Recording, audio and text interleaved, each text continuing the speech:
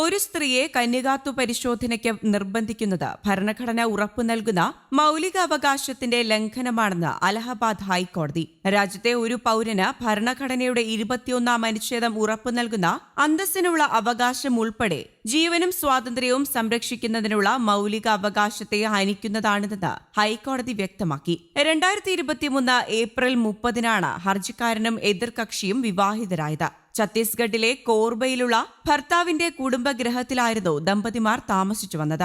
എന്നാൽ ഭർത്താവിന് ലൈംഗിക ശേഷിയില്ലെന്നും അതിനാൽ വിവാഹബന്ധം തുടരാനാകില്ലെന്നും യുവതി വീട്ടുകാരെ അറിയിച്ചു. 2024 ജൂലൈ 20-ന് ഭാരതീയ നാഗരിക് സുരക്ഷാ സംഹിതയുടെ 144-ാം വകുപ്പ് പ്രകാരം 20,000 രൂപ ജീവനാംശം ആവശ്യപ്പെട്ട് യുവതി കുടുംബ കോടതിയിൽ ഹർജി സമർപ്പിച്ചു. തുടർന്നാണ് ഭാര്യയ്ക്കെതിരെ ഹർജിക്കാരൻ കോടതിയെ സമീപിച്ചത്. ഭാര്യയുമായി ഇതുവരെ ശാരീരിക ബന്ധം ഉണ്ടായിട്ടില്ലെന്നും ഭാര്യയ്ക്ക് തന്റെ സഹോദരനുമായി അവിഹിത ബന്ധമുണ്ടെന്നും അതിനാൽ കന്യകാത്വ പരിശോധനയ്ക്ക് അനുമതി നൽകണം എന്നുമായിരുന്നു ഹർജിക്കാരന്റെ ആവശ്യം.